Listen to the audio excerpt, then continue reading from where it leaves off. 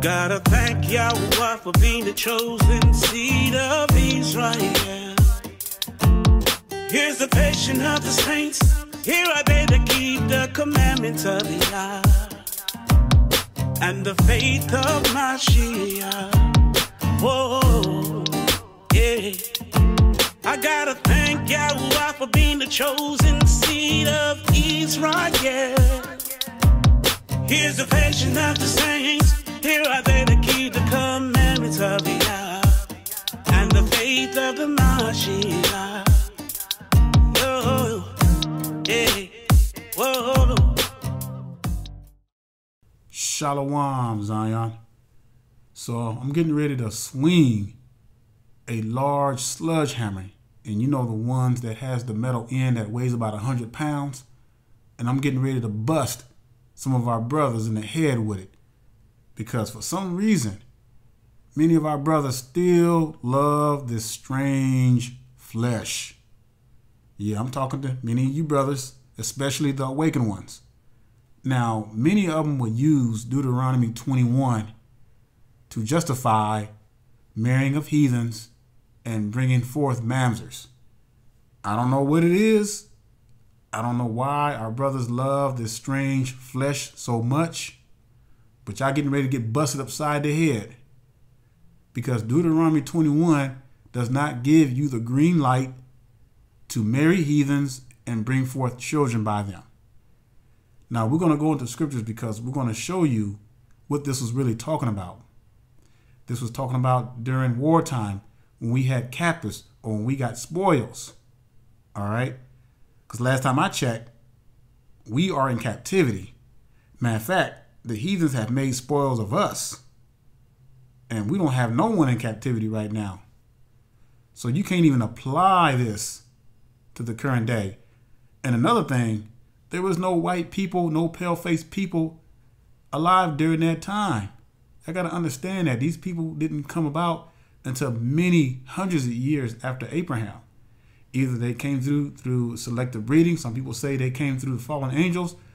But whatever, they came about some kind of way.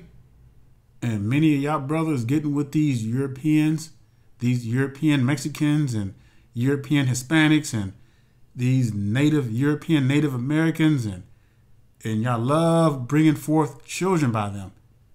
I know it. Some of y'all brothers love that yellow belly, pork belly rubbing. Y'all know y'all like that. That's your thing. Y'all love that strange flesh. Can't get enough of it, can you? Can't even stand the daughters of Zion. But y'all want to throw them to the side. I want me a yellow belly. And that's why I get a lot of kickback from some of you brothers who love that strange flesh, because you don't want to accept the fact. You don't want to let it go. You don't want to let it go. Yeah, and the women are doing it too. But I'm getting on the brothers because we are the priest. We lead the example. We are the head of our household. So the Most High is going to hold us responsible for this. So y'all got to get that in your head. You know, because many of our brothers, they like to, you know, whenever they're confronted with that, the first people they like to run to is Moshe. They like to run to Ruth. They like to run to Joseph. Well, what about them? Doesn't that give us the green light to marry and bring forth children by strange flesh? Now, what makes you think the Most High is going to go against this law? He's going to tell you, do not mix, and then turn around and tell you it's okay. There's something wrong with that picture. So we're going to get into Deuteronomy 21. So go ahead and turn your Bibles there. All right, let's look at verse 11 of Deuteronomy chapter 21. And I am going to be reading from the Apocrypha. So verse 11 through 13, let's read that. And seest among the captives a beautiful woman. Now I want y'all to pay attention. There was a key word that was just mentioned. Captives. We're going to come back to that. A beautiful woman, and hast a desire unto her, that thou wouldest have her to wife. Then thou shalt bring her home to thine house, and she shall shave her head and pare her nails. Verse 13, and she shall put the remnant of her captivity from off her, and shall remain in thine house, and bewail her beware her father and her mother a full month. And after that thou shalt go in unto her and be her husband, and she shall be thy wife. Now we're going to come back to this and we're going to get more detail. But in order to understand what's fully going on, you always got to read the whole context, because many brothers use this verse to justify currently of marrying heathens and bringing forth children by heathens.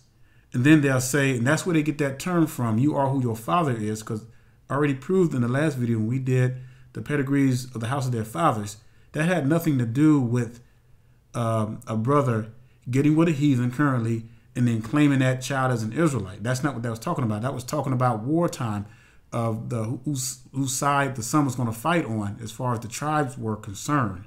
So it had nothing to do with marriage, because heathens were not included in our tribes. So that's what you got to understand. So people will try to use this also in Deuteronomy 21 to justify marrying and bringing forth children of heathens. But we got to realize, Zion, when did this happen, and at what point of time did this take place, and when did it apply? So first of all, we are scattered to the four corners. We are completely under the curses, and we are currently in captivity. Now, we may not have the chains and stuff on us. You're still free to move around about. You're still free to apply for jobs and start your own business, what have you. But however, we are still under the rule of our enemies, therefore making us subject to captivity. All right. And we have not been delivered. And you got to understand, this is never going to happen again like this, because the Bible says that we will not study war no more. So this time in history has already passed, but we got to understand what this really applies to. So we're going to go back. We're going to go back a chapter. We're going to actually go to Deuteronomy chapter 20 so we can get the whole picture, the big picture, and see what's really going on here. All right, so we're in Deuteronomy chapter 20. And one good thing about the Bible, brothers and sisters, is the Bible needs no interpretation. If you really want to understand what's going on, if you read a scripture and you seem a little confused, then just go back a couple of chapters prior, and you'll get your answer always. So let's start with verse 1 of Deuteronomy chapter 20 so we can get a full understanding of what's going on here and why the Most High allowed us to keep them as spoils. So let's look at verse 1. And it says, when thou goest out to battle against thine enemies, and seest horses and chariots and a people more than thou, be not afraid of them, for the Lord thy God is with thee, which brought thee up out of the land of Egypt.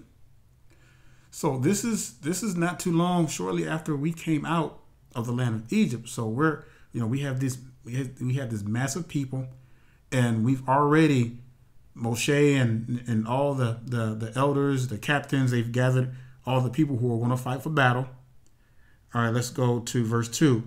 And it shall be, when ye are come nigh unto the battle, that the priest shall approach and speak unto the people, and shall say unto them, hear, O Israel, ye approach this day unto the battle against your enemies. You hear that? Against your enemies. Because remember, the Most High is powerful, and he told us when he brought us out of the land of Egypt that he will destroy anyone who comes up against us. So it says, let not your hearts faint, fear not, and do not tremble, neither be ye terrified because of them. And it goes on to say, for the Lord your God is he that goeth with you to fight for you against your enemies, to save you. So what we see right now is that the Most High is fighting our battles, our forefathers. He's fighting their battles. So the only thing we need to do is just trust. Our forefathers needed to do was trust in the Most High, and it was done. So now what I want to do is go down to verse 10, same chapter, Deuteronomy chapter 20. All right, let's look at verse 10 and pay close attention, because this is what's going to give us our answers when we read down for the next few verses. Verse 10, when thou comest nigh unto a city to fight against it, then proclaim peace unto it. Verse 11, and it shall be, if it make thee answer of peace and open unto thee, then it shall be that all the people that is found therein shall be tributaries unto thee, and they shall serve thee. So y'all know what tributaries are. It's basically people who pay tribute. So in other words, if they had made peace unto Israel, then they would have to make tributaries. In other words, they would have to give us a stipend. They would have to pay tribute to us. And then their people would have to serve us. Just like what you see now, you know how all these churches are sending all this money over to Israel, which we know that they are not the current Jews, but all these people are sending money over to Jerusalem because they feel like they have to save Israel. But that's what the nation was supposed to be doing for us. But because we lost our ways, so therefore it is what it is. So let's look at verse 12. And it says, and if it will make no peace with thee, but will make war against thee, then thou shalt besiege it. All right. So there's a difference. So this is what a lot of brothers don't get into when they're trying to justify marrying of heathens. You know, they don't read this part. They don't share this part, what I'm sharing with you. They don't get into the weeds of it. They just pick that one verse in Deuteronomy 21 and they run off with it. It says, verse 13, and when the Lord thy God hath delivered it into thine hand, thou shalt smite every male thereof with the edge of the sword. Y'all hear that? So in other words, if this nation or the people that our people are coming up against to war with, if they said, hell no, we ain't making peace with you, then the command was to destroy, besiege the city and destroy it, and to kill or smite every male with the edge of the sword. All right, verse 14. Now, this is what we really need to pay attention to, because this is a precept to Deuteronomy 21, verses 11 through 13, which I've read, and we're going to go back to that. Verse 14, it says, but the women, y'all hear that? Verse 14, but the women and the little ones and the cattle and all that is in the city, even the spoils. Now, what is a spoil? A spoil is items that you take from a besieged city, or something that you've taken, all right, or that you conquered. And everything that city once had now belongs to us. Everything.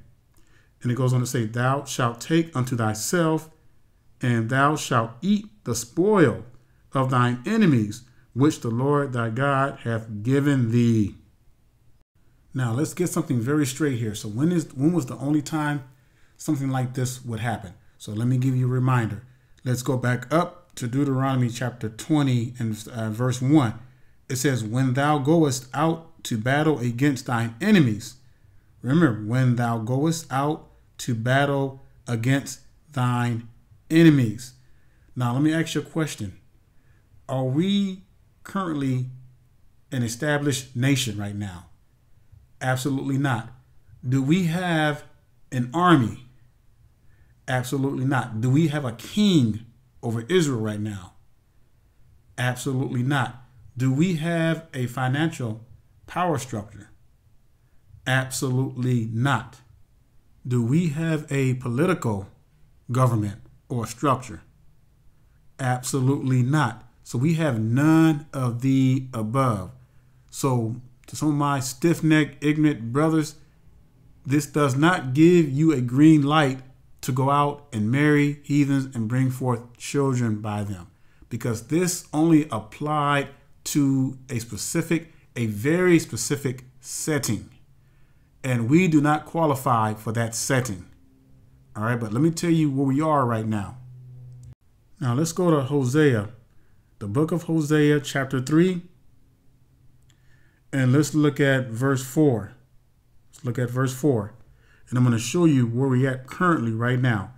It says, for the children of Israel shall abide many days without a king, and without a prince, and without a sacrifice, and without an image, and without an ephod, and without a teraphim.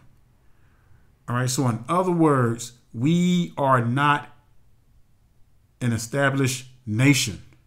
We are not.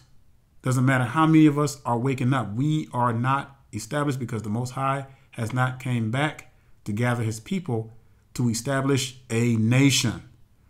So, brothers, stop making an excuse trying to use certain scriptures to justify of marrying and bringing forth children by strange flesh. Now, I want to pose another analogy for you, and this is to everybody. So, if we are who our fathers are, and it doesn't matter who you bear children by, then what is the purpose of the daughters of Zion? Now, I want y'all to help me out here. Now, I want a brother to explain that to me. If this is okay to marry strange flesh and bring children by them, then we can forget the daughters of Zion, right? We don't need them then. The Most High can come and destroy all the daughters of Zion and it won't matter. See, this is where many of you brothers err at. This is where you make the big mistake. Because you got to use your head. You got to think. And when you try to take certain scriptures and try to apply it to our time, which don't apply, then all you're doing is you're causing the Most High anger to be kindled. And I'm going to tell you something. When the Most High in judgment, when he melts the skin off your body, I'm going to sit back and laugh my ass off. And I'm going to be like, I tried to tell your dumb ass. Because y'all won't listen. So don't expect any pity from me. Because I'm going to be laughing at you. Because you know better. And look, I get it. Some of you brothers, you love your strange women. You love your white women. You love these yellow women. You love these heathens. I get it. But don't make an excuse. Don't try to buck against the Most High's word just because you got a love for something that he detests. Do your thing. If you love your heathen women, then do whatever. Do your thing. Do your thing with your heathen woman. But just don't make any excuses to why it's justifiable. Don't do that. All you're gonna do is piss the Most High off.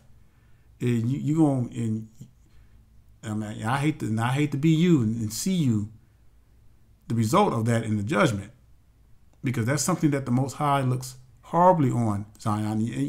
To us, for some reason, mixing seems like it's okay with us, but we're the only nation that does it.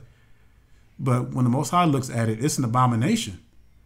And there are races of people that is on this earth that's not even supposed to be here, Zion. That's not even supposed to be in existence.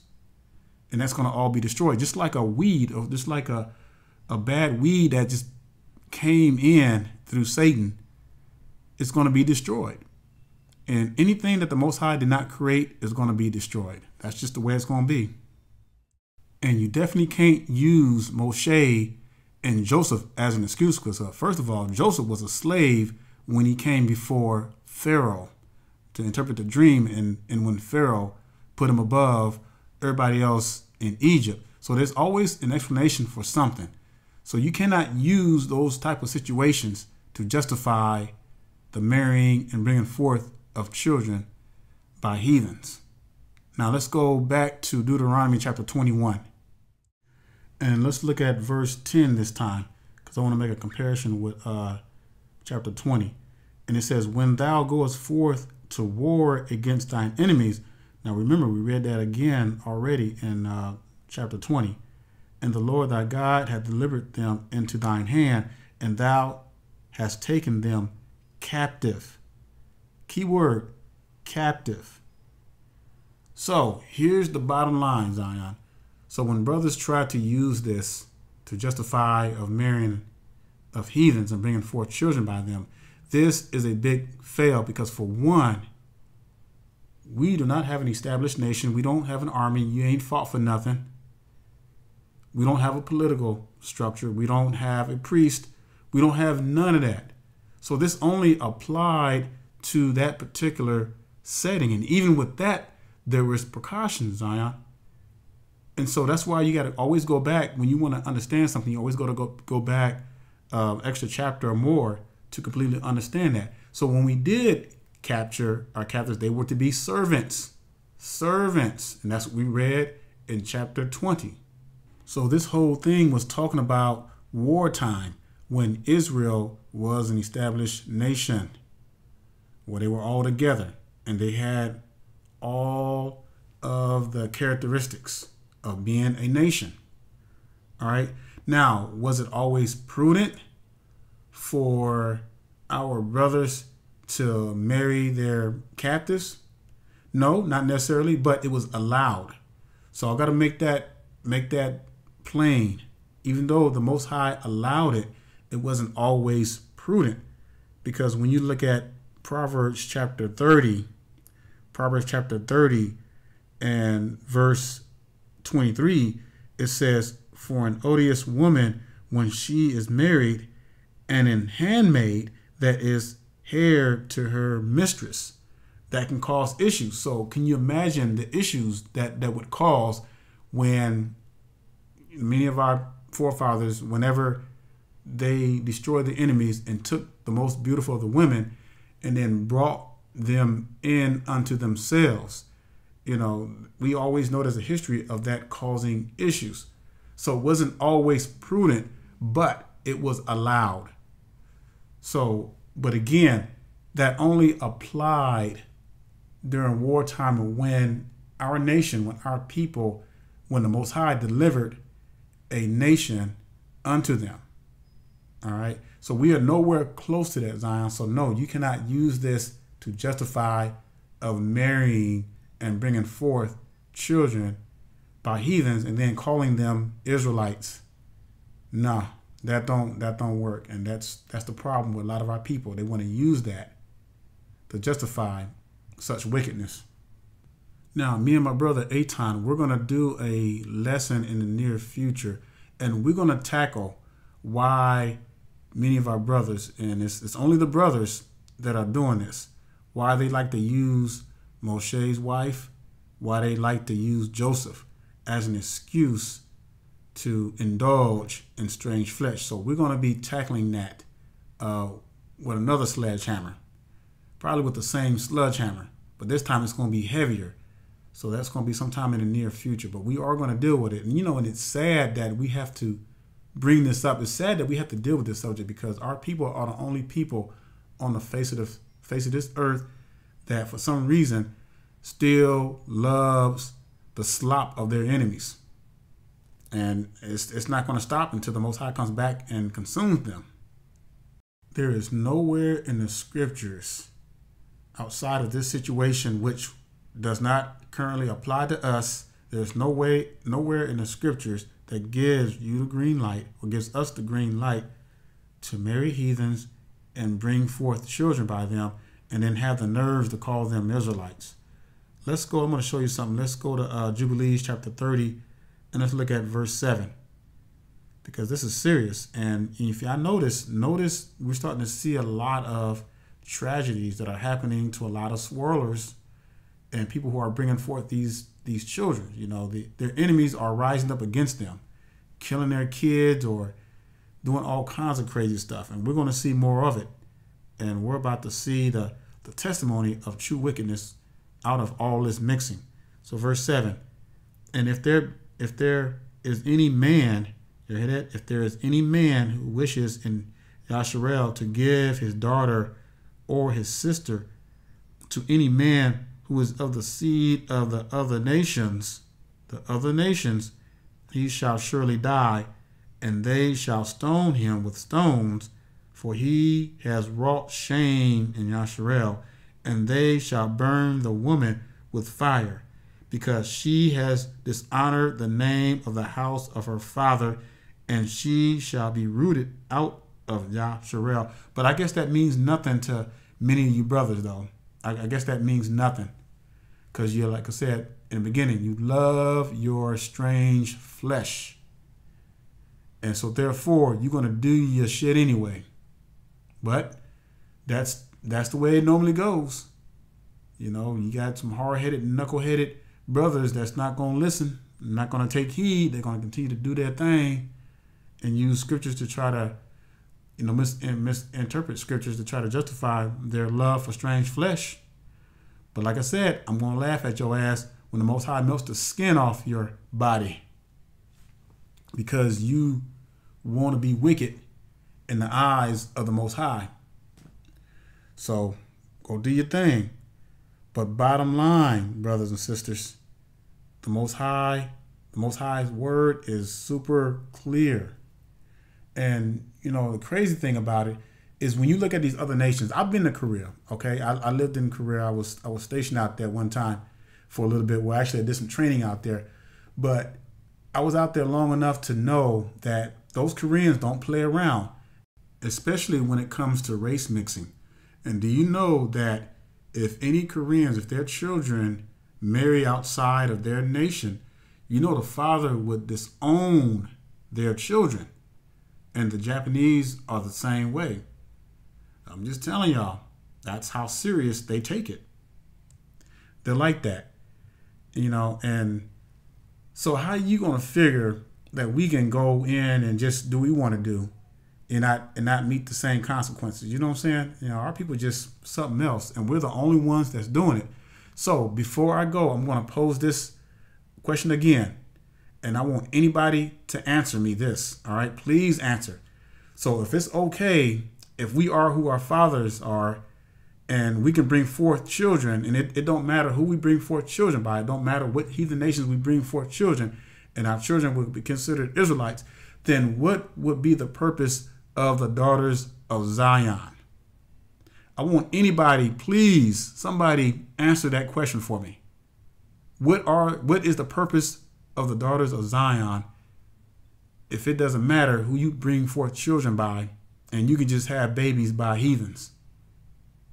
I want somebody to answer. Somebody put it in the comment section. I want somebody to provide some scriptures, because what you're saying is that the daughters of Zion are obsolete and we no longer need them. And I'm going to dare you to say that in the face of the Most High and watch him destroy you to the core. But if you're bold enough, go ahead and I want somebody to answer that, and I dare you to say, yeah, we don't need the daughters of Zion. I dare you to say that. So this got to use our heads, brothers and sisters. The word of the Most High is super clear, and we must love our daughters of Zion. We must love our own people. Why would you want to have a baby that don't look like you? Look totally opposite of you. And I understand it's self-hate, because if you have a baby that looks like you, it's going to remind you of you because you hate yourself. And you don't want to see that blackness. You don't want to see that baby with that nappy hair. You don't want to see that baby with that black skin. You want to see some old white baby that look like your damn enemies. Oh, he's so cute. He got that good hair. But that's what you want, though. And I pray for total destruction upon wicked niggas like that. So now y'all might say, man, he being mean, but hey, it's just the facts. It's just the facts. So with that being said, brothers and sisters, let us get back to loving our own people. That's what we got to do. All the other nations are loving their own people. How come we can't love our own people? So I say shalom and stay strong. I pray that you are edified. Here's the passion of the saints. Here are they to keep the commandments of the Yah and the faith of the Mashiach. Oh, yeah, whoa. I'm here to encourage you, brothers and sisters, trying to paint to you a better picture. Everything I say, I back it up with the scriptures to get you out the matrix. It's been over 400 years of life. You gotta open up your eyes, 'cause there's so many reasons we in captivity. You gotta flee from the heathens. There is hope in our future, even though they trying to do us in. But we live to fight another day. Vengeance is Yah. We'll be praying for Yahuwah. I gotta thank Yahuwah for being the chosen seed of Israel. Here's the patience of the saints. Whoa. Here are they to keep the commandments of the Yah, and and the faith of Mashiach. Oh, oh, oh, yeah, yeah. I gotta thank Yahweh for being the chosen seed of Israel. Here's the passion of the saints. Here are they to keep the commandments of the Yah and the faith of the Mashiach. Oh, oh, hey, hey, whoa, whoa, do do da da da, do be do be do be do da da, do be do do do do do do do do da da, do do do da do, be do da do do do da da da da, do be do do do do do do.